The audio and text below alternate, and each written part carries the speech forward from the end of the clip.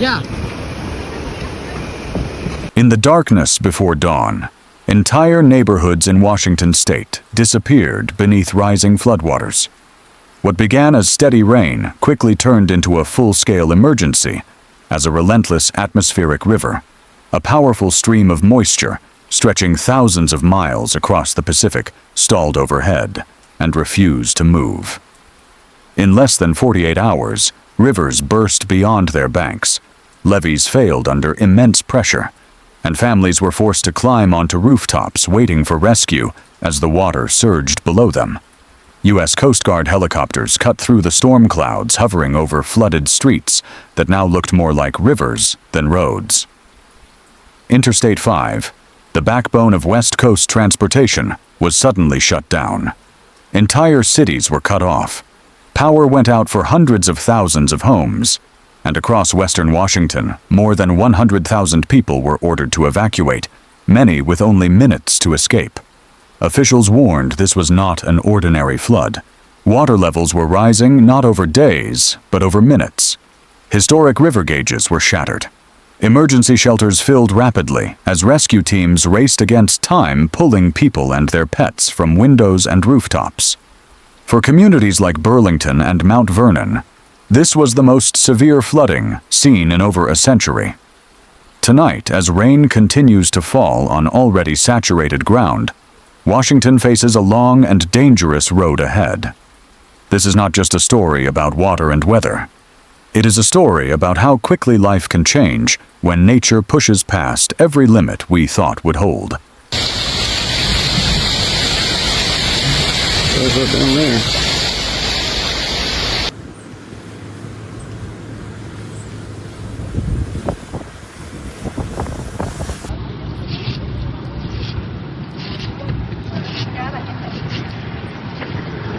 This disaster began with a weather system that meteorologists had been watching closely for days. A powerful atmospheric river, often described as a fire hose of tropical moisture, stretching from the Pacific Ocean straight into the Pacific Northwest. Unlike a typical winter storm that moves through in a matter of hours, this system stalled directly over western Washington, locking the region under relentless rain. Hour after hour, the sky continued to pour, with no meaningful break.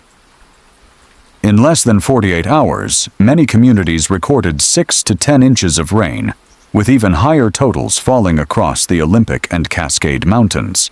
For context, some areas received the equivalent of an entire month's rainfall in just 2 days.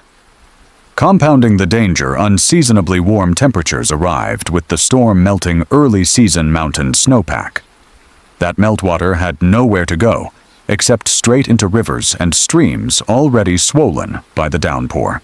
As the rain continued and snow melted rapidly at higher elevations, the ground across western Washington became completely saturated.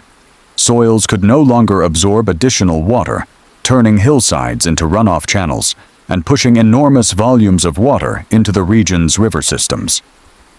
What made this storm especially dangerous wasn't just how hard it rained, it was how long it lasted, and how perfectly the conditions aligned to overwhelm every natural and engineered barrier in its path.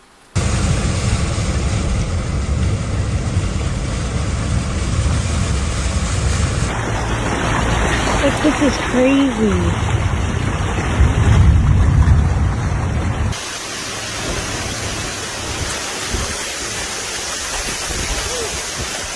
As the rain continued to fall without pause, the true scale of the disaster became visible in Washington's rivers.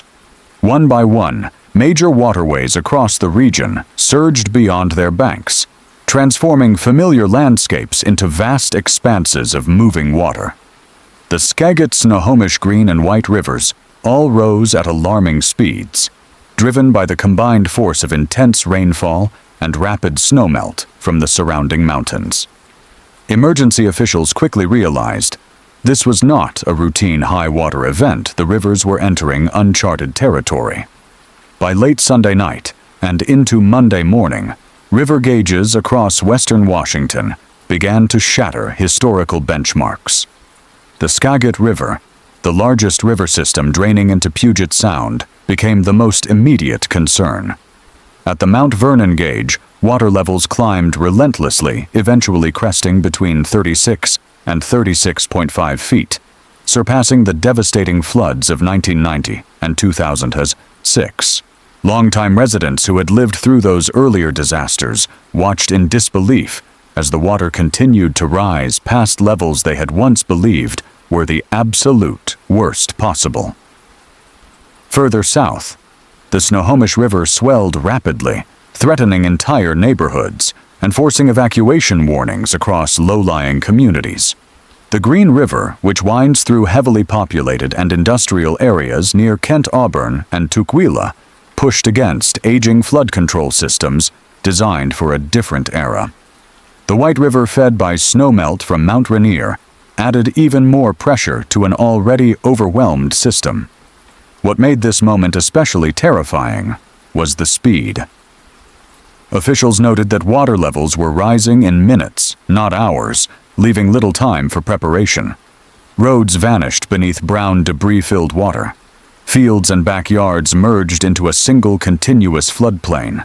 In many areas, the rivers no longer resembled channels at all. They had spread outward, behaving more like lakes than flowing streams. This was the moment when emergency managers knew the region was facing a historic flood, one that would test every levee, every evacuation plan, and every community in its path.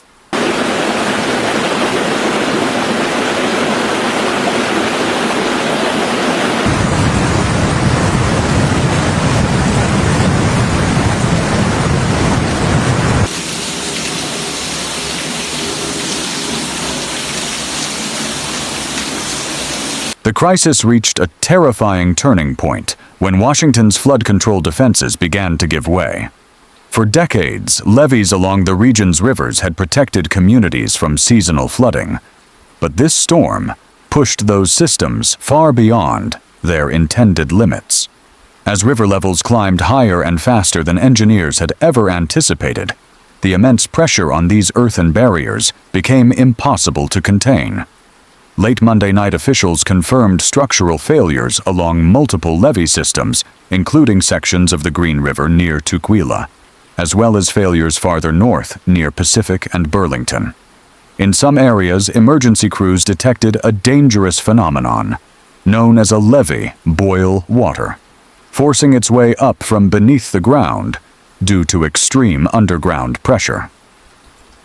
Despite frantic efforts by National Guard troops, engineers, and local volunteers to reinforce the levees with thousands of sandbags, the defenses continued to weaken. When the breaches occurred, the impact was immediate and devastating. Walls of muddy, debris-laden water surged into nearby neighborhoods and industrial zones, spreading rapidly through streets that had been dry just hours earlier. In downtown Burlington, floodwaters rushed in with stunning speed, leaving sections of the business district submerged under up to 4 feet of water.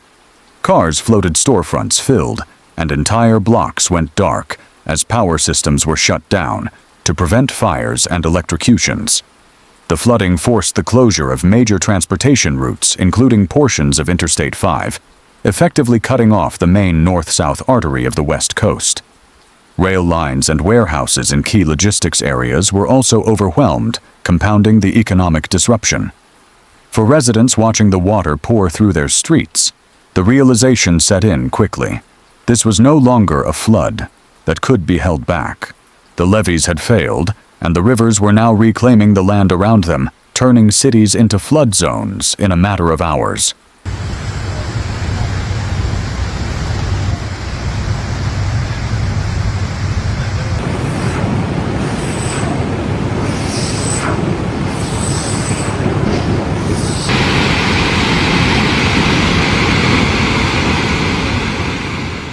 As floodwaters poured into homes and neighborhoods, the disaster shifted from an infrastructure failure to a human emergency.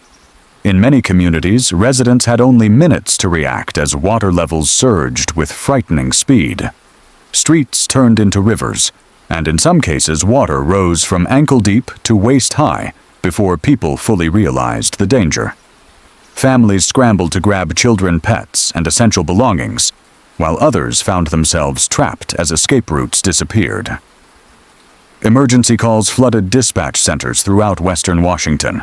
Swiftwater rescue teams were deployed across the region, navigating powerful currents filled with debris, submerged vehicles, and downed power lines. In the most critical situations, U.S. Coast Guard helicopters and aircraft from Naval Air Station Whidbey Island were sent overhead. From the air crews spotted residents stranded on rooftops and upper floors waving for help as floodwaters crept closer to second-story windows. One by one, survivors were hoisted to safety, often with pets cradled tightly in their arms. The scale of displacement was staggering. In Burlington and neighboring Mount Vernon, more than 20,000 residents were forced to leave their homes as evacuation orders expanded. Across King and Pierce counties, over 15,000 people sought refuge in emergency shelters, set up in fairgrounds, high schools, and community centers located on higher ground. Many arrived exhausted, soaked, and shaken, unsure of when or if they would be able to return home. For first responders, the operation became a race against time. Water levels continued to fluctuate, sometimes rising unexpectedly as upstream levees failed or runoff surged. For those rescued, the emotional toll was just as heavy as the physical danger. Homes, memories, and entire neighborhoods were left behind as residents faced the painful reality that their lives had been upended in a matter of hours.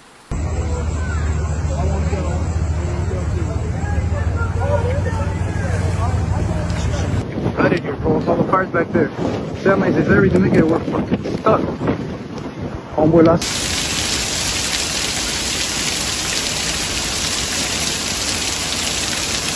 As floodwaters continued to spread, the disaster quickly evolved into a full-scale infrastructure and economic crisis for western Washington.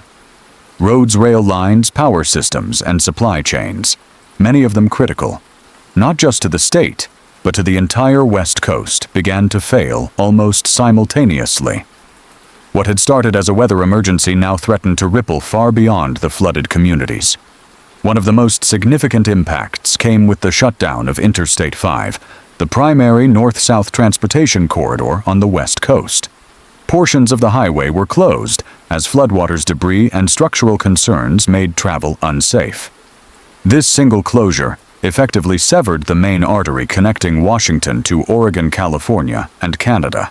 At the same time, key mountain passes, including Snoqualmie Pass sections of I-90 and Stevens Pass along U.S. Route 2, were intermittently closed due to landslides, washouts, and debris flows isolating eastern and western Washington from one another. The flooding also crippled the Kent-Auburn-Tukwila logistics corridor, one of the most important distribution hubs in the Pacific Northwest. Warehouses were inundated, rail lines submerged, and freight operations ground to a halt. This region plays a crucial role in moving goods from the ports of Seattle and Tacoma to the rest of the country, and its shutdown sent immediate shockwaves through regional supply chains. Power infrastructure suffered heavily as well. At the height of the storm, more than 250,000 utility customers were left without electricity after high winds and falling trees knocked down power lines and flooded substations. Entire neighborhoods went dark, complicating rescue efforts and leaving residents without heat, lighting, or communication. For businesses, transportation, networks, and families alike, the flooding didn't just damage property. It brought daily life to a sudden and paralyzing stop. We gotta go up! We're done! We're good. I'm gonna...